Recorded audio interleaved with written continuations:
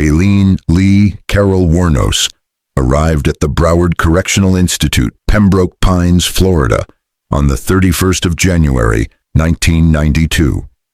Lying midway between Fort Lauderdale and Miami, Broward is a prison for women at which death row is sited in a large gray building, trimmed in pink and bordered with tropical flowers. Here, Aileen Wuornos joined the state's 5 other women who live in cells that look like drum-tight submarine hatches, a shower room down the hall, a caged outdoor exercise yard with a basketball loop, and additional cells apiece for future residents. Also located on the row is a room designed as the Death Watch cell, where inmates are housed 24 hours prior to execution. Death is now delivered by lethal injection at the Florida State Prison, Starka. At the time of writing, there are currently 47 women condemned to die in the United States. Working alone or with a partner, they have been convicted of killing their husbands, children, boyfriends, and strangers. A large percentage have well-documented histories of physical or sexual abuse, as well as drug and alcohol addictions. More than half are white. Many are mothers with school-aged children. Few have murdered for monetary gain. The majority live in specially designed cell blocks, separated from the main prison population, and where their movement is greatly restricted. Compared to their male counterparts, numbered in the hundreds throughout the penal system, women comprise only about 2% of the nation's felons who have been condemned to death. California, Florida, and Oklahoma have the largest number of women on death row. A handful of other states, such as Idaho, have only 1 condemned woman and must grapple with a unique problem because most states are mandated by law to segregate women from the regular male prison population. No woman has been put to death in the United States since the execution in Texas of Carla Faye Tucker on the 3rd of February, 1998. This was the first time the Lone Star State had executed a woman since the Civil War. Tucker was convicted of the murders of 27-year-old Jerry Lynn Dean and his companion, 32-year-old Deborah Thornton, at their apartment on Watonga Drive in Northeast Houston on the 13th of June, 1983. Her weapon was a pickaxe. Aileen Carol Wuornos was born in a leap year on the 29th of February, 1956, in Clinton Hospital, Detroit, Michigan, to teenage parents Diane Wuornos, just 16 years old, and 19-year-old handyman Leo Dale Pittman. The marriage, which proved to be tumultuous, ended a few months before Lee was born, leaving the young Diane to raise the new baby and her older brother, Keith. Lee never knew her father, who was jailed on charges of kidnapping, rape, and child molestation. He fashioned a noose from a bedsheet and hanged himself in prison. Lee was 15 years old at the time. Diane soon found the responsibilities of single motherhood unbearable, and when Lee was 6 months old, her mother left home and never returned. Diane did, however, call her parents, asking them to pick up the children. Lori Wuornos, a Ford factory worker, and his wife, Aileen Britta, subsequently adopted both children. Their home was an unprepossessing 1-story building. Its wood cladding was a sad yellow color, sited amidst a cluster of trees away from the roadside in suburban Troy, Michigan. Innocent-looking and otherwise unremarkable, the house was nevertheless a place of secrets. Near neighbors who were never once invited to set foot inside, even for casual pleasantries, recall the curtains always being tightly drawn across the small windows of the Wuornos house. The outside world was held very much at arm's length. Lori and Britta raised Lee and Keith with their own children, but they did not reveal that they were, in fact, the children's grandparents. Behind those shaded windows, frequent clashes of will took place between young Lee and her adoptive father. The omnipresent third party was a wide brown leather belt with Western-style tooling that he kept hanging on a peg behind his bedroom door. At his bidding, this strap was cleaned almost ritualistically by Aileen with saddle soap and conditioner, which were kept in the dresser drawer. Stripped naked and forced to bend over the kitchen table, the petrified child was beaten frequently with the doubled-over belt. Sometimes she lay face down, spread-eagled naked on her bed to receive her whippings, while all the while her father screamed that she was worthless and should never have been born. "You ain't even worthy of the air you breathe," he shouted, as the belt lashed down again and again. During her 9th year, a chemical explosion, which Lee and a friend accidentally set off, resulted in her sustaining severe burns on the face and arms. She was hospitalized for several days and confined for months afterwards. The burns healed slowly, but Lee worried that she would be deformed and scarred for life. Today, faint scars on her forehead and her arms still bear grim testimony to the accident. Around the age of 11, Lee learned that her parents were indeed her grandparents. She was already incorrigible with a fearsome and socially unacceptable temper. Her volcanic explosions, which were unpredictable and seemingly unprovoked, inevitably drove a further wedge between her and her parents. When she was 14, she became pregnant and was sent to an unmarried mother's home to await the birth of her child. The staff found her hostile, uncooperative, and unable to get along with her peers. She gave birth to a baby boy who was put up for adoption in January 1971. In July of the same year, Britta Wuornos died. On hearing this news, Diane Wuornos invited Aileen and Keith to stay with her in Texas, but they declined. Lee then dropped out of school, left home, and took up hitchhiking and prostitution. In March 1976, Lee, now aged 20, married multimillionaire Louis Gratz Fell. By any measure, this was a curious match.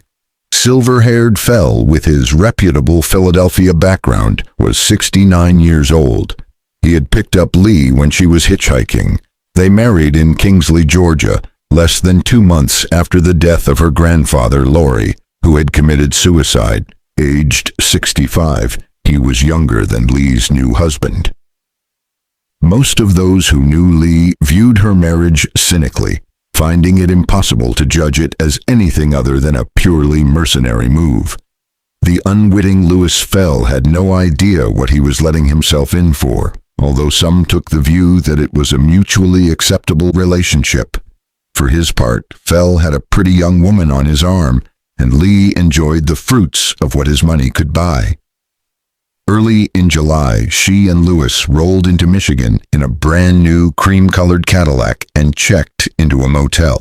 Lee had sent a few friends newspaper clippings of their wedding announcement from the society pages of the Daytona Press, complete with a photograph of a man who looked old enough to be her grandfather, describing Fell as the president of a yacht club with a private income derived from railroad stocks and shares.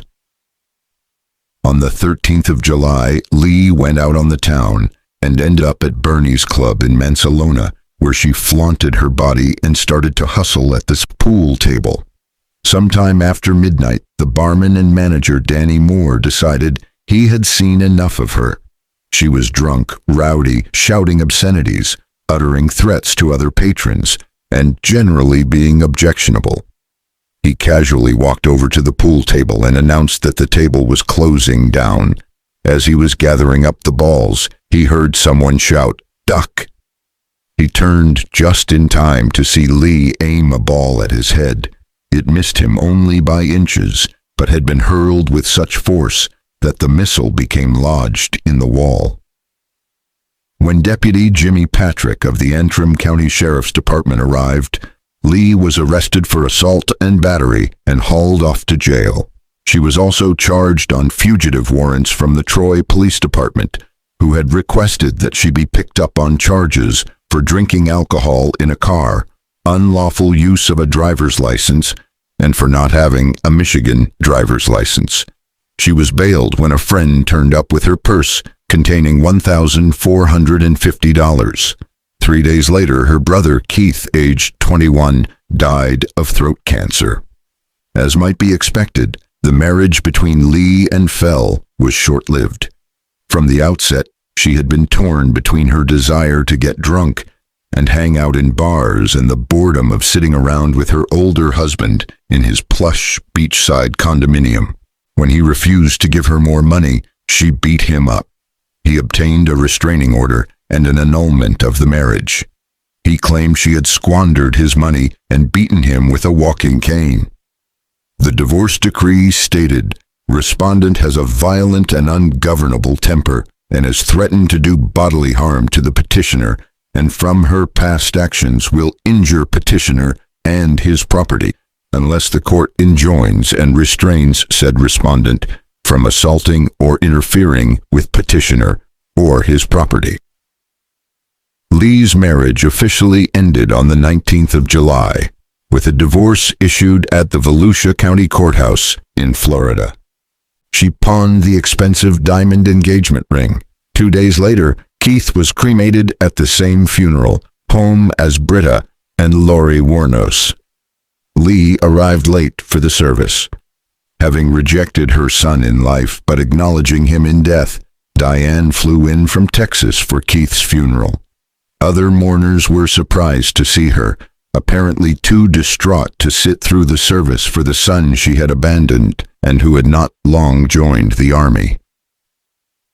On the 4th of August, Aileen pleaded guilty to the assault and battery charge, paying a fine and costs of $105. Then Keith's Army life insurance paid up and, as next of kin, she received $10,000. The money was immediately put down as a deposit on a shiny black Pontiac, which was soon repossessed. She also bought a mixed bag of antiques and a massive stereo system, although she had no home in which to put them. The money was gone within 3 months. Adrift in the world once again, she embarked on a series of failed relationships and small-time forgery, theft, and a rather ridiculous armed robbery that put her in prison for a spell. From time to time she turned tricks, but even as a prostitute working exit to exit on the interstate highway, she was not exactly sought after. When she met 24-year-old Tyria T. Jolene Moore at a Daytona gay bar in 1986, Lee was lonely and angry. She was ready for something new. Getting to Daytona Beach was easy for Aileen Wuornos. She had run away from home and run away from her marriage. She had crossed state line after state line, hitched south on Interstate 95, and found what she thought was paradise. There was sunshine, jobs, and cheap living. You could even drive your car on the firm white beach at Daytona. See sex, prosperity, and exhaust fumes. An American illusion served up on a beach so exploited it was more like a sandy parking lot. For a while it was great. Ty loved Lee and stayed close to her.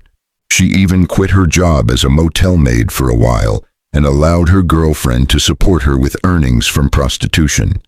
In due course, perhaps predictably, their ardor cooled and money began to run short. Yet still Ty stayed with Lee, following her like a puppy from cheap motel to cheap motel, with stints in old barns in between. Lee's market value as a hooker, never spectacular, fell even further. Their existence, meager though it was, became more difficult to maintain. Clearly something had to change, but getting out of Daytona was not easy. There was never enough money to get to Miami, and the two women now realized that jobs were scarcer than they had first thought. They had blown all of their money, and their dreams of good times had faded as quickly. Desperation crept in, and temptation was quick to follow. It was a formula that often leads to crime, and, in Lee's case, it meant big-time crime. People get murdered in Daytona, as in any city, for the usual reasons: money, revenge, sex, and business. But Daytona Beach seems to provoke a unique end-of-the-line dementia. Looking at what the city has to offer, who is buying, and what is the main product, it is always sex. The gritty beach town lies about 60 miles east of Orlando. A good bet for a cheap working man's vacation. Redneck tourists from all over the southeast knew this, and so did 51-year-old Richard Mallory from Clearwater, Florida, who disappeared on Thursday, the 30th of November, 1989. Richard Mallory was a private man, not very communicative, a mystery even to those who should have known him best. He lived alone in a multi-family apartment complex called The Oaks. Few people came to know him on account of his erratic lifestyle, and at his television and video repair shop, Mallory Electronics, in the strip shopping mall in Palm Harbor, his absences were frequent and unexplained. He was a good-looking man with a full head of dark hair, combed back from a high forehead. Standing at just under 6 feet tall, the neatly mustachioed Mallory surveyed the world through hazel eyes behind wire-rimmed glasses.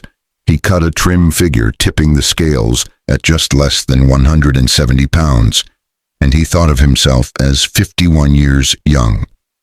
A longtime divorcee, and recently separated from a girlfriend called Jackie Davis, he had always been drawn to the opposite sex.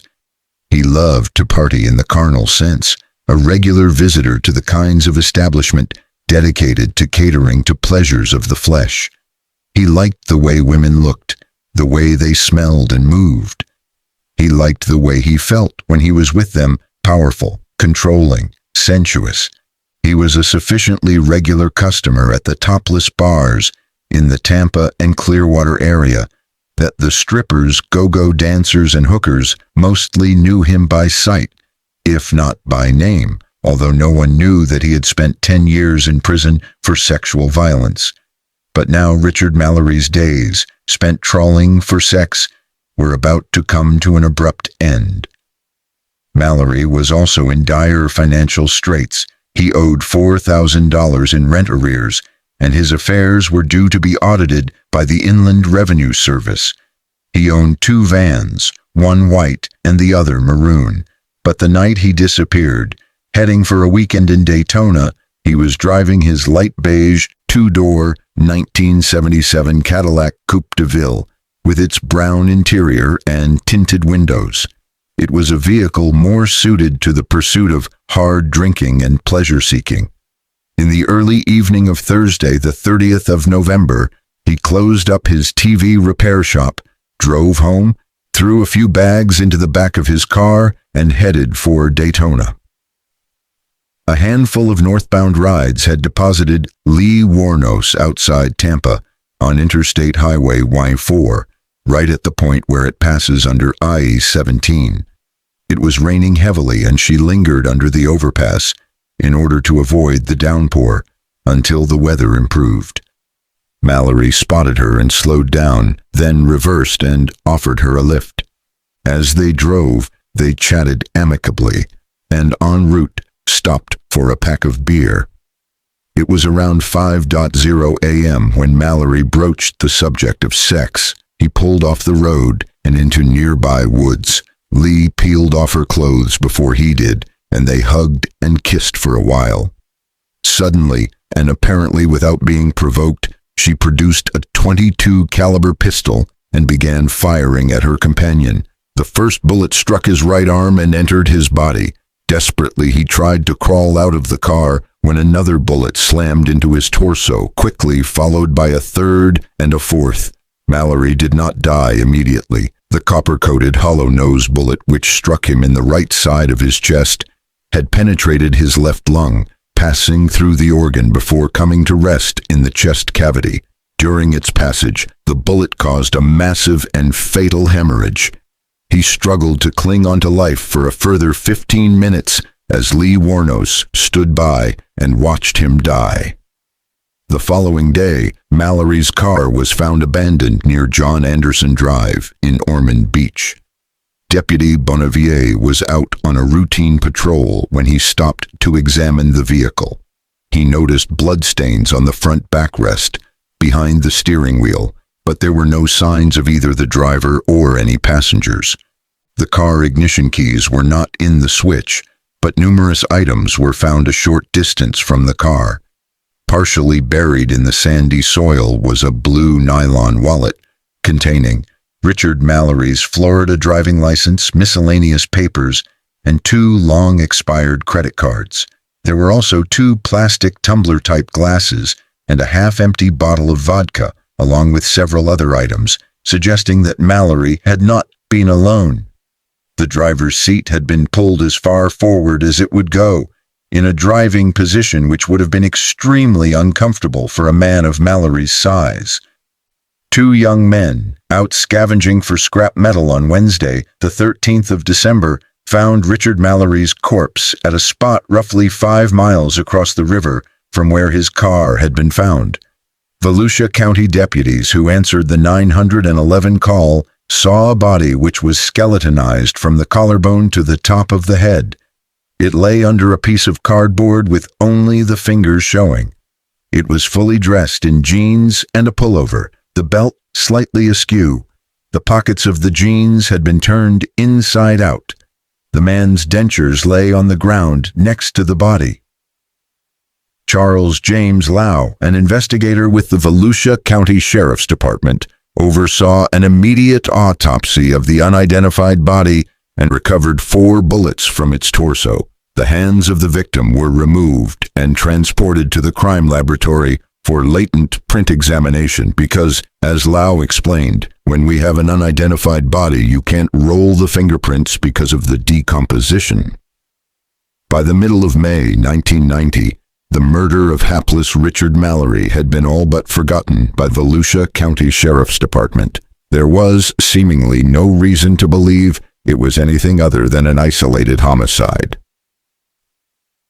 As ex-husbands go, 47-year-old David Spears was a dream come true.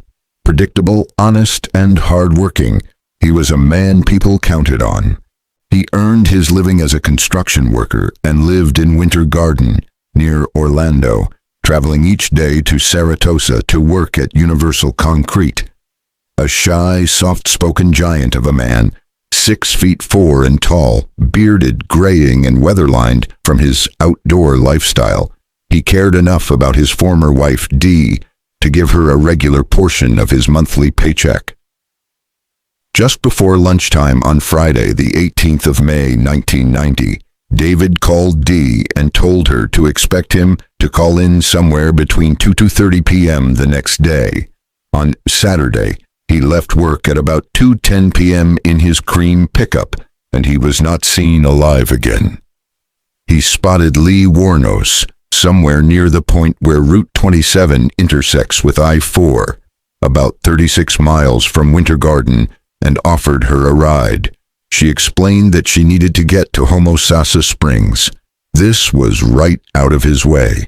Nevertheless, he agreed to take her, and they ended up pulling off the road on US 19, close to Homosassa Springs, and then drove so deep into the woods that Spears was worried that his truck would get stuck.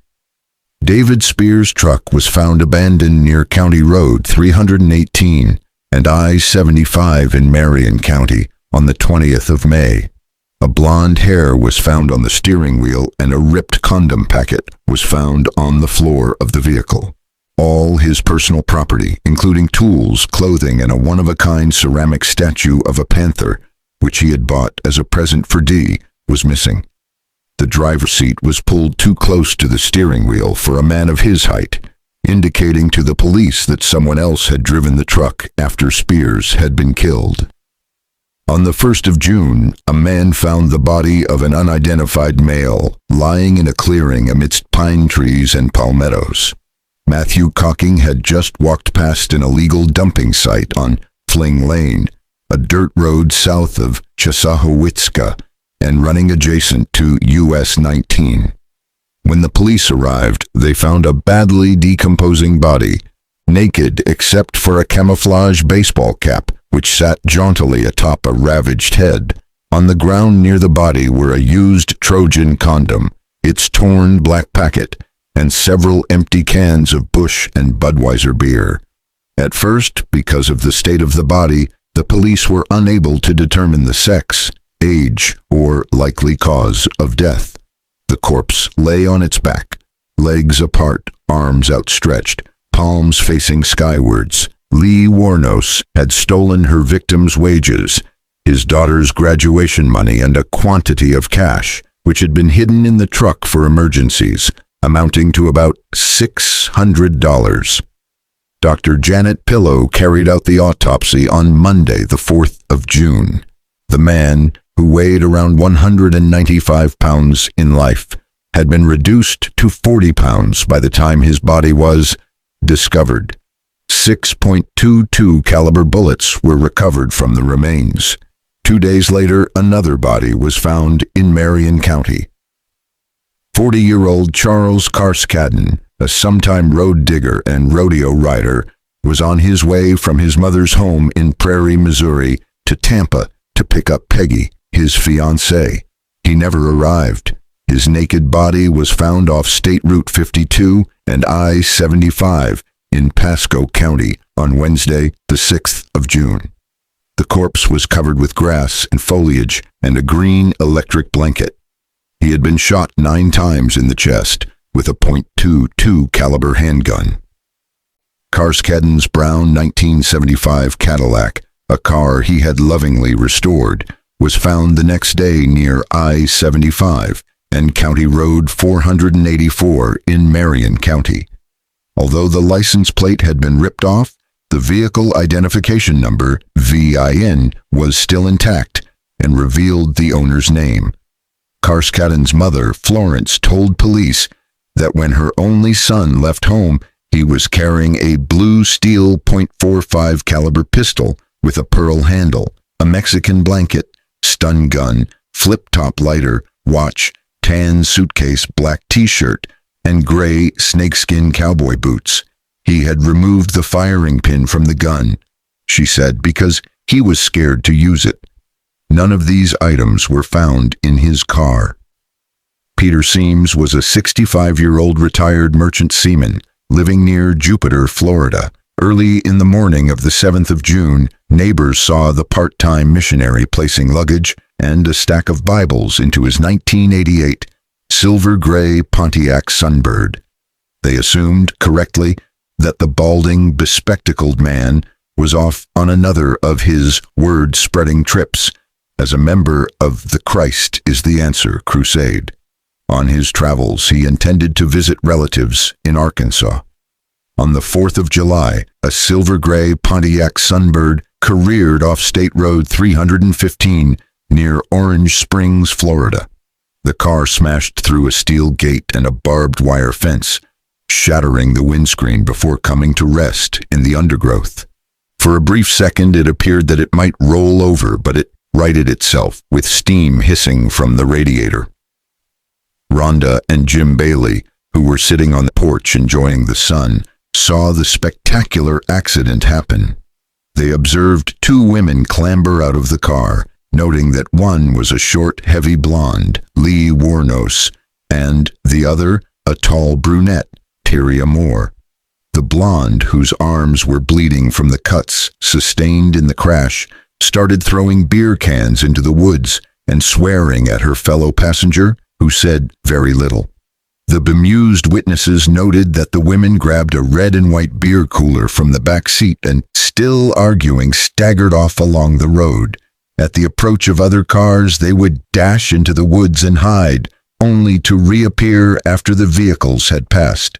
When the coast was clear, they returned to the car. When Rhonda rushed over to offer what little assistance she could, the blonde begged her not to call the police, saying that her father lived just up the road. The 2 women climbed back into the car and, with some difficulty, managed to reverse it onto the road and drive off. Within minutes, a front tire went flat and, with the car now disabled, Wuornos and Moore had no other option other than to abandon it. They pulled off the rear license plate and threw it, together with the car keys, into the woods and walked away. A motorist, thinking that the women might need help, pulled over and offered assistance. He noticed that the blonde was not only bleeding, but also very drunk. When she asked him for a lift, he thought better of it and refused, whereupon Lee became angry and abusive. The man drove away but contacted the Orange Springs Fire Department and told them about the injured woman. 2 emergency vehicles were dispatched to the scene, but when they arrived, Lee Wuornos denied that they had been in the car. "I don't know anything about any accident," she snarled. "I want people to stop telling lies and leave us alone." At 9:44 p.m., Trooper Ricky responded to the emergency call and found the car. It was not until almost 2 months later that detectives learned exactly where the Sunbird had first crashed, or heard the account given by Rhonda and Jim Bailey. Marion County's Deputy Lawing was dispatched to investigate the abandoned, smashed-up vehicle. The VIN was checked, identifying the missing Peter Seams as the owner. Latent, bloody prints were found in the vehicle, and there were bloodstains on the fabric of the seats and on the door handles. Items removed from the car by the police included Busch and Budweiser beer cans, as well as Marlboro cigarettes and 2 beverage cozies. Underneath the front passenger seat lay a bottle of Windex, window spray with an Eckerd Drugs price label attached to it. This ticket was easily traceable to a store on Gordon Street in Atlanta, Georgia.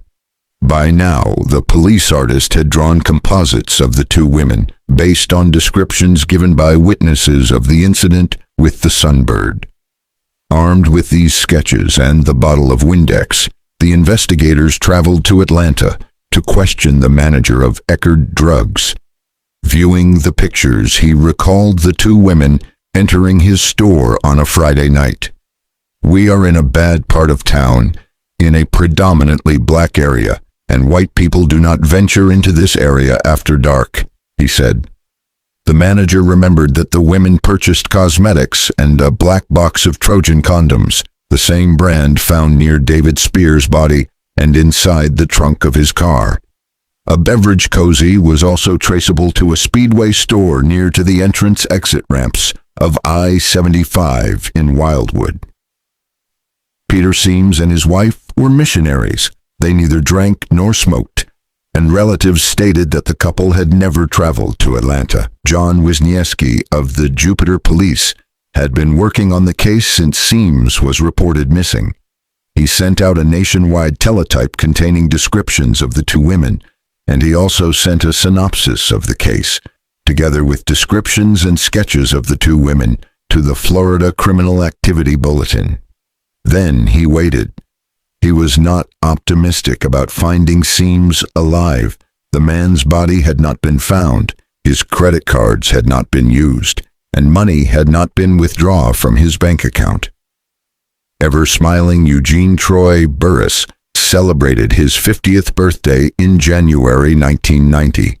With a natural gift of the gab, he was employed as a part-time salesman for the Gilchrist Sausage Company in Ocala, a resort town in northern Florida, where he also lived. He also ran his own company, Troy's Pools, in Boca Raton. On the 30th of July, 1988, Burris set out on Gilchrist business, traveling the company's Daytona route, which took him to several customers throughout Central Florida. His last planned stop was to have been Salt Springs in Marion County. This was Wuornos killing country, and he never arrived. When he failed to report at his office after work, Gilchrist manager Mrs. Johnny Mace Thompson started calling around and discovered that Burris had failed to show up for his last delivery. She immediately went out in search of him, and at 2:00 a.m., he was reported missing by his wife. The police recorded her description of a slightly built man around 5'6" in height and weighing about 155 pounds, with blue eyes and blonde hair. This time there was a fast response and a quick, though tragic outcome. At 4:00 a.m., Marion County deputies found the Gilchrist delivery van distinctive with its black cab, white refrigerator back and company logo, on the shoulder of State Road 19, 20 miles east of Ocala. The vehicle was locked and the keys were missing, as was Troy Burris. A family out for a picnic in the Ocala National Forest found his body 5 days later. They chanced upon his body in a clearing just off Highway 19 and about 8 miles from his abandoned delivery van. Florida's heat and humidity had hastened decomposition, precluding identification at the scene. Identification was confirmed later by his wife, by means of the wedding ring he was wearing. He had been killed with 2 shots from a .22 caliber handgun, one to the chest and one to the back. A clipboard with delivery details and receipts, which had been removed from the van, was found near the body, but the company's takings were missing. Dick Humphreys of Crystal River, Florida, never made it home from his last day of work at the Sumterville office of the Florida's Department of Health and Rehabilitation Services, an investigator specializing in protecting abused and injured children. He was about transferred to the department's office at Ocala. Aged 56, he was a man of some experience who had formerly served as a police chief in Alabama. On the 11th of September 1990, he disappeared after picking up a blonde hitchhiker. The following evening, his body was found off County Road 484 near I-75 in Marion County. He had been shot 7 times. 6.22 caliber bullets were recovered from his body, but the 7th copper-jacketed round had passed through his wrist and was never found. His money and wallet were missing. Humphrey's Forensic car was found on the 19th of September, some 70 miles to the north.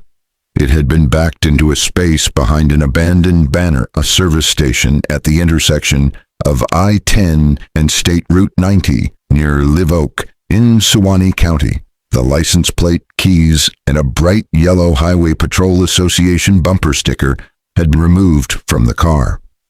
During an initial examination of the vehicle, it was noted that everything which told the world it had belonged to Dick Humphreys was gone or trashed, just like his life. Missing items included his ice scrapers, his maps, his personal papers, business papers, and warranties. His favorite pipe in the newly carved wooden tray up on the dashboard was also gone. In return, Lee Wuornos left 1 can of Budweiser beer under the passenger seat.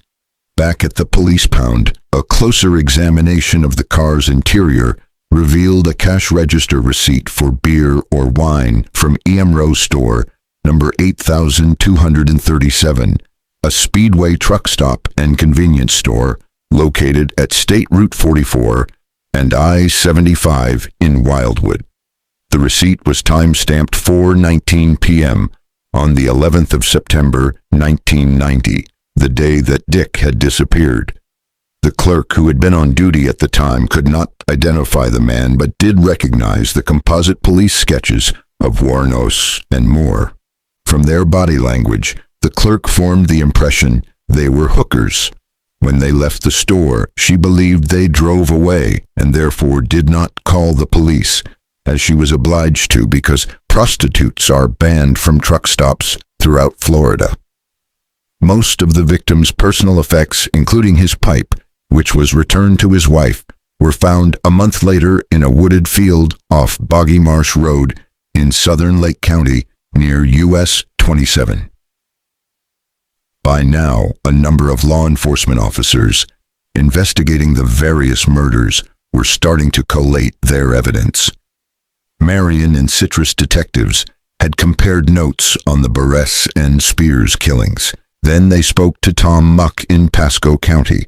After they read in the Florida Department Law Enforcement FDLE bulletin that Muck's victim might be linked to Spears, that made 3, indicating that a serial killer was at large. The crimes had a number of features in common, including the fact that the victims were all older men who had been robbed, and 2 of them had had their pockets turned inside out. All 3 killings had been carried out using a small caliber weapon. Bullets recovered from the bodies were .22 caliber, copper-coated, hollow-nosed, with rifling marks made by a 6-right twist firearm. Another link emerged when the police exchanged the composite sketches made by their individual witnesses. They bore significant similarities, suggesting they were looking for the same short, blonde woman. If she was a sole killer and not working with a man, the officers reasoned, then she might well use a small handgun as an equalizer. Captain Steve Binniger, commander of the Marion County Sheriff's Criminal Investigation Division, knew about the Citrus and Pasco murders. Today, he is based at the county jail in Tallahassee, where he recalled that he could not ignore the similarities between the murders and had begun to formulate a theory. His first job was to form a multi-agency task force with representatives from counties where the bodies were found. No one stopped to pick up hitchhikers in those days, Captain Binniger explained. So the perpetrators of those crimes had to be initially non-threatening to the victims. Specifically, when I learned that 2 women had walked away from Peter Seam's car, I looked at the Trojan brand of prophylactics. Then came the composites and the truck stop clerk, who said that the 2 women looked like hookers. Then I said to the other guys, we gotta be looking for a highway hooker, period. Binniger decided to turn to the press for help. In late November, Reuters ran a story about the killings, reporting that the police were looking for 2 women. Newspapers throughout Florida picked up the story and ran it, along with the sketches of the women in question. 60-year-old Walter Antonio from Cocoa, Florida, was driving to Alabama in search of a job. Recently engaged, he wore a gold and silver diamond ring, a gift from his fiancée. On the 18th of November, a police officer, out hunting, found a man's body, naked except for a pair of tube socks, near the intersection of US 19 and US 27 in Dixie County. Walter Antonio had been shot 4 times, 3 times in the torso and once in the head, with a .22 caliber handgun. His maroon Pontiac Grand Prix car was found on the 24th of November in a wooded area near I-95 and US 1 in northern Brevard County. The license plate and keys were missing, and like Humphrey's car, a bumper sticker had been removed. A piece of paper had been crudely pasted over the VIN, and the doors were locked. Empty Budweiser cans were found on the ground near the vehicle, which had been wiped clean of fingerprints. Detectives learnt that Antonio meticulously recorded every purchase he made of car fuel, retaining the filling station receipts on which he noted his mileage. From this methodical behavior, they were able to deduce that, in the week since his disappearance, his car had been driven for over 1,000 miles. His fiancée gave the police a list of possessions that had been in his car, including handcuffs, a reserve deputy badge, police billy club, flashlight, a Timex wristwatch, a suitcase, a toolbox, and a baseball cap. All of these items were missing. Walter Antonio's personal identification and clothing were discovered in a wooded area in Taylor County, approximately 38 miles north of the body's location. The rest was never found.